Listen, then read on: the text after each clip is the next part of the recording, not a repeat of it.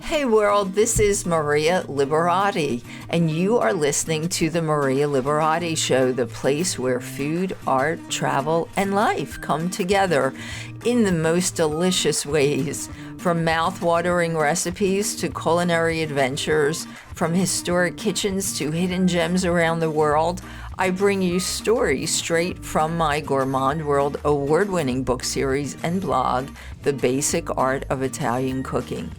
Now let's rewind back to my childhood in Philadelphia, where I could officially be called an Italian market baby. My love for food started early, tagging along with my grandfather at 4 years old, picking out the freshest breads, cheeses, pasta, and produce for our legendary Sunday dinners. Fast forward to a trip to Italy for my modeling career, which turned into a 20-year life-changing experience. From learning old world winemaking and cheesemaking at my family's vineyard to truffle hunting, working with top Italian chefs, and hosting culinary programs at Italy's most breathtaking resorts, and even hosting a TV series. Oh, and did I mention having my portrait painted by a famous Italian artist? But this show is not just about my journey, it's about you. Join me and special guests for fascinating conversations, inspiring stories, and an unforgettable connection through food, culture, and the art of living well.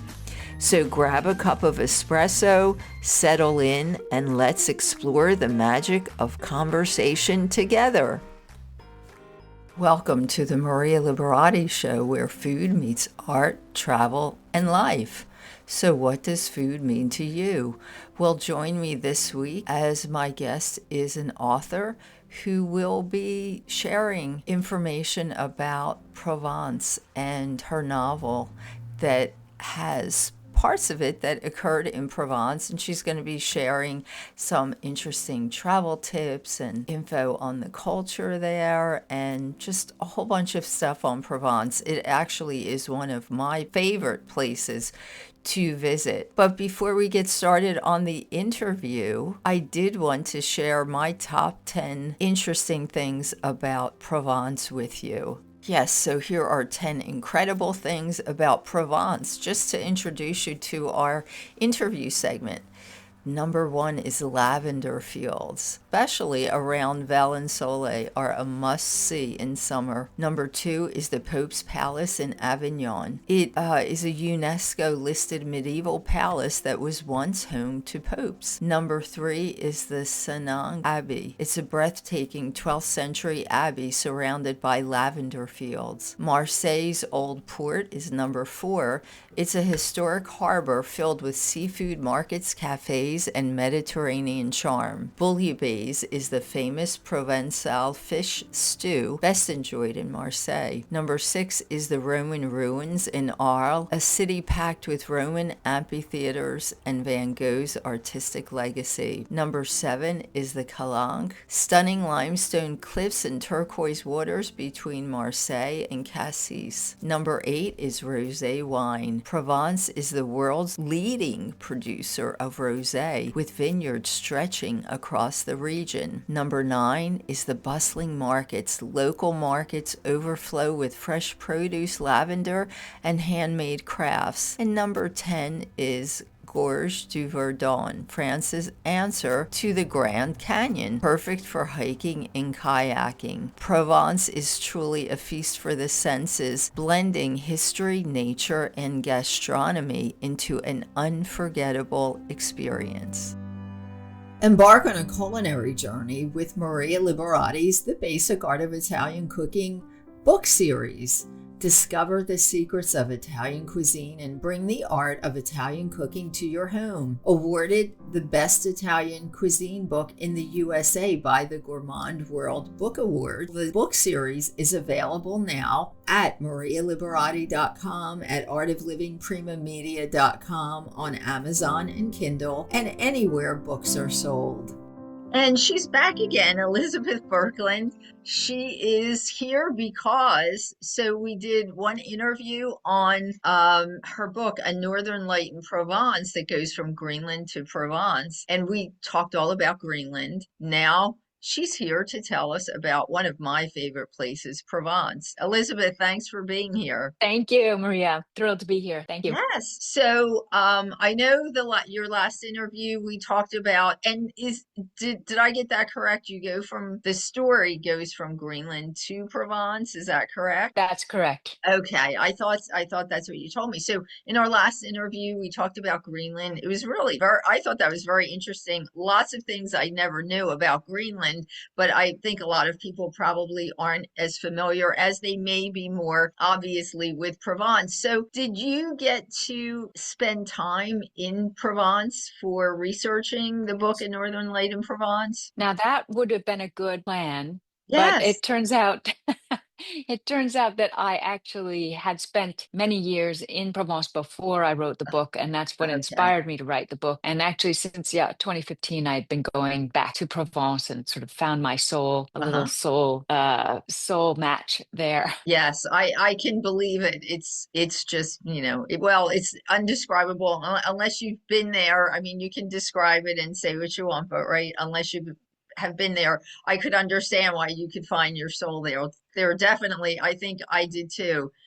But so tell us about, not everybody does know about Provence, just what kind of customs or cultures or foods. I know their olive oil is wonderful there. So because of all the olives and things. So yes, Yeah, well, it is a land of lavender lavender. vineyards, Uh-huh. hilltop villages, good weather. The landscape is rustic and authentic.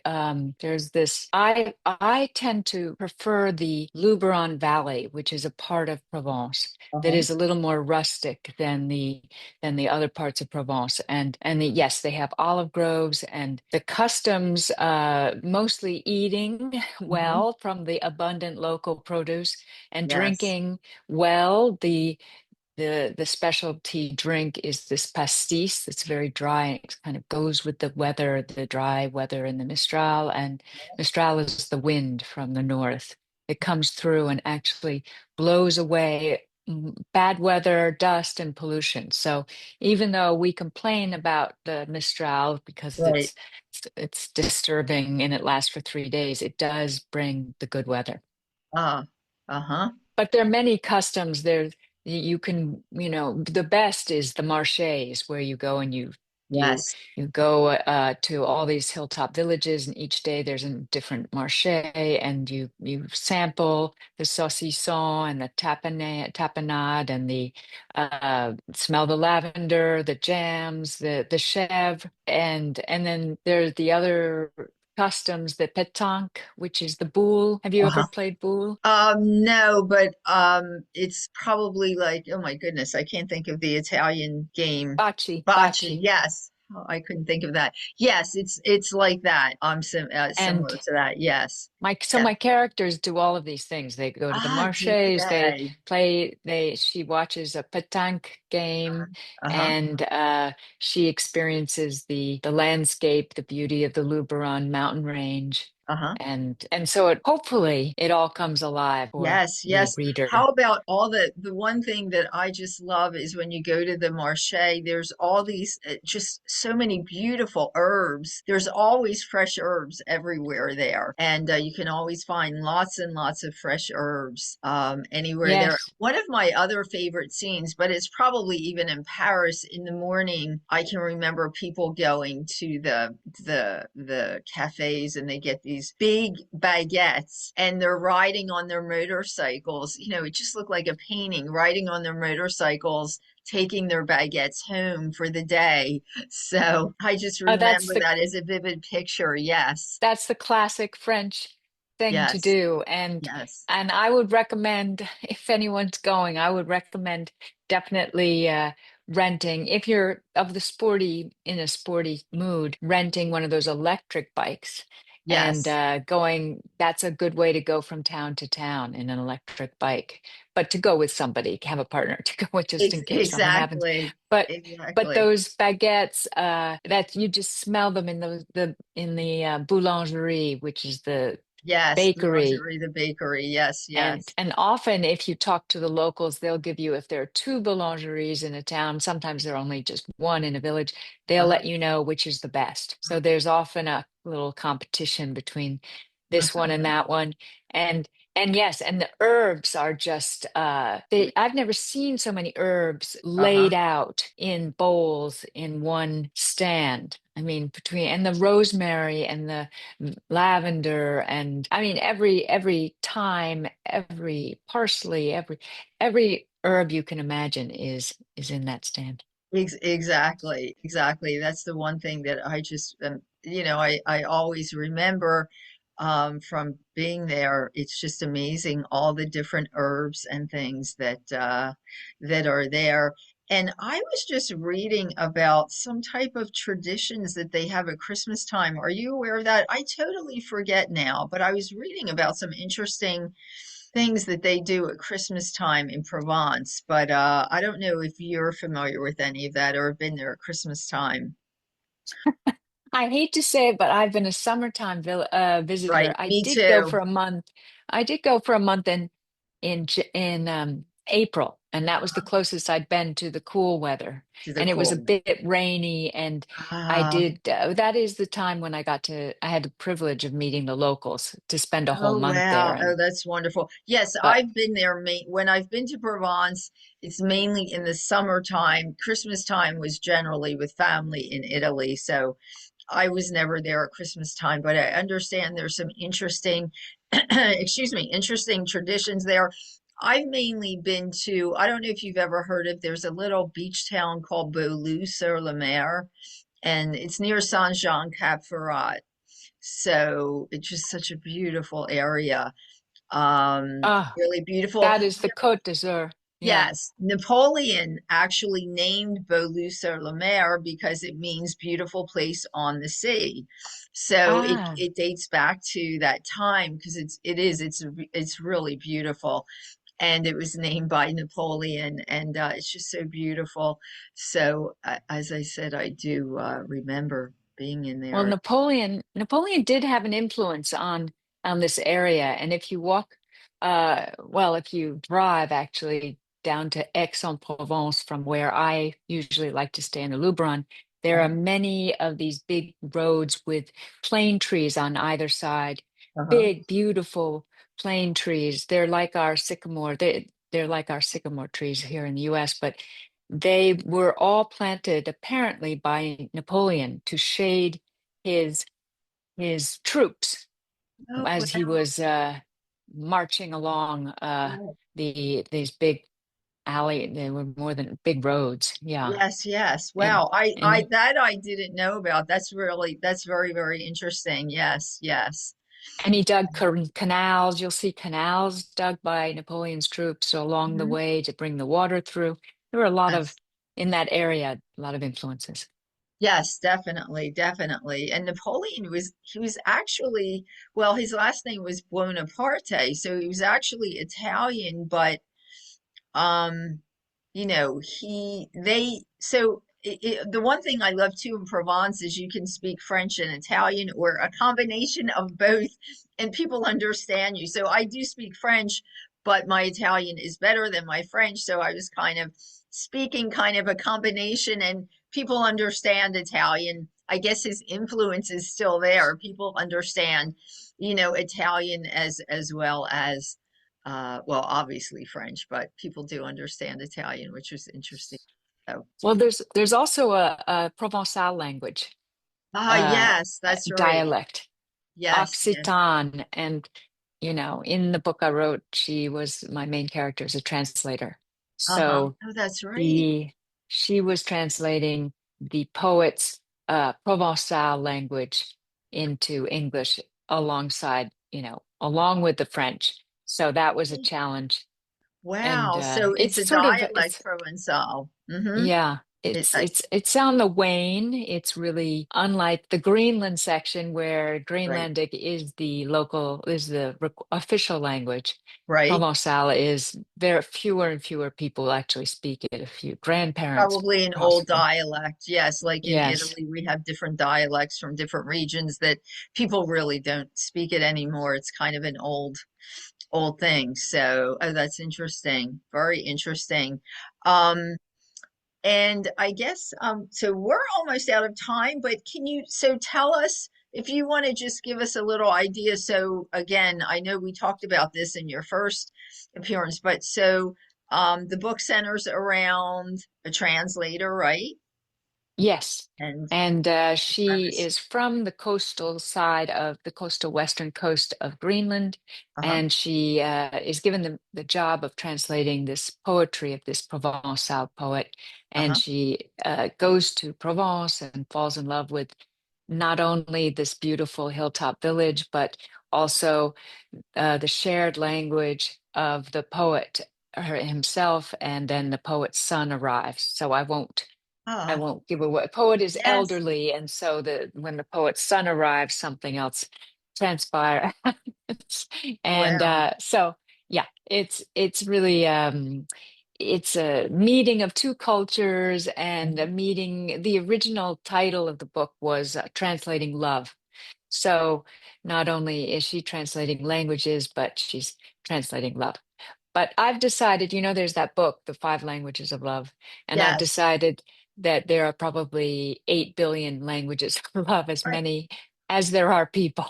Definitely. That's definitely true. That's great. So, a Northern Light in Provence, and tell us where people can find that. Oh, thank you, Maria. Yes, any bookshop, especially the paperback had just come out two Mhm. weeks ago. So, any bookshop, your local bookshop, if you ask, and also Amazon and bookshop.com, and also my website, elizabethbirkelund.com. Great. That's great. Has it. Yes, So it's yes, very exciting. And advice to anyone going to Provence, just enjoy, sit back, enjoy the relaxed atmosphere of and the beautiful, beautiful landscapes and the lavender and yes, the poppies and the marchés and the rosé. definitely. Yes, such a beautiful place to visit. Great. Elizabeth, thank you so much, and hopefully we'll have you back in the future. I'd love that, Maria. It's fun to talk to you You always. too. Thank you. Thank you.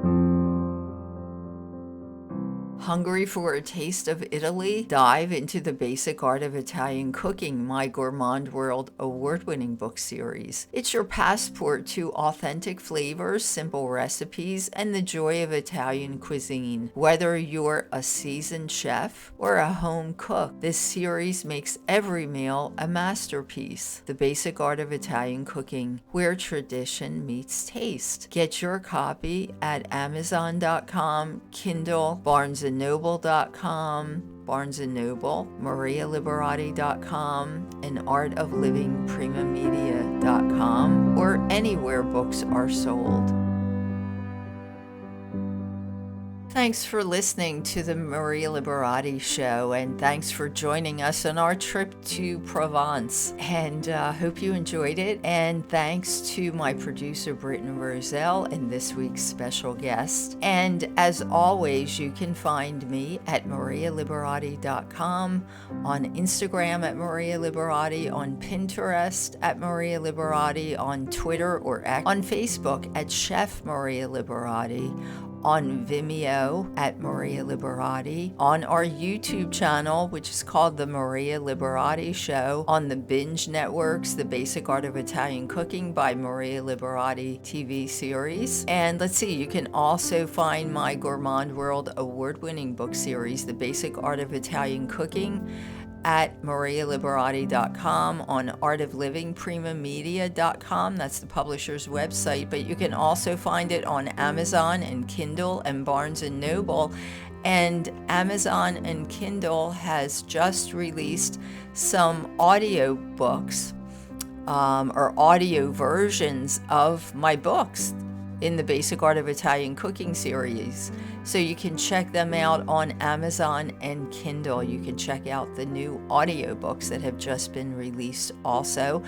And just a shout out that the Bucks County Community College in Newtown will be having me there to do a special course on, it's actually a series of cooking classes where we're going to recreate some dishes from some of New York City's famous restaurants in Little Italy. Each week will be a menu from a different restaurant. And if you'd like to join in the classes, the first one starts this Saturday, and you can call the Continuing Education Department at the Bucks County Community College in Newtown, Pennsylvania. And if you have any questions about it, or about the show, you can email us at info@marialiberati.com, and hope to see you next week, or hope to have you join us next week in next week's show. And until next week, peace, love, and pasta. And please like and comment. Let us know how you like the show, how you enjoy the guests, and also if you can share any of your tips about Provence, please do on any of our social media platforms or on Spotify at the podcast. Peace, love, and pasta.